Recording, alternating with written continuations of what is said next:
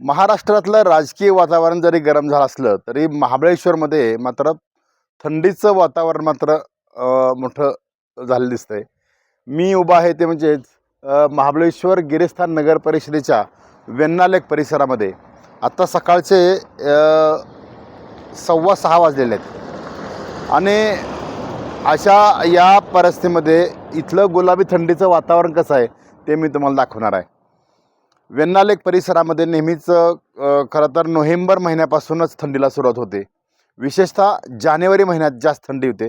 मात्र आजचं वातावरण आहे ते 6.8 अंश सेल्सिअस इतकं.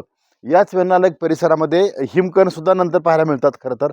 म्हणजेच इतकी अगदी 0 अंश सेल्सिअसपर्यंत वातावरण येत असतं. मात्र सध्याची गुलाबी थंडीचा आस्वाद घेण्यासाठी महाराष्ट्रातून पर्यटक मोठ्या प्रमाणात या ठिकाणी महाबळेश्वरमध्ये दाखल व्हायला लागलेले आहेत. आणि विशेषतः वेण्णा लेक परिसर आणि इथून 2 किलोमीटर असलेला जो लिंगमाळा परिसर आहे, या परिसरामध्ये थंडीचं जो टेम्परेचर आहे खूप कमी, म्हणजे मोठ्या प्रमाणात थंडी वाजते आणि जो पारा आहे तो कमी येतो याच परिसरामध्ये. विशेषतः वेण्णा लेक परिसरामध्ये जो बोटिंगचा आनंद घेण्यासाठी आहे, तो मोठ्या प्रमाणात पर्यटक येत असतातच.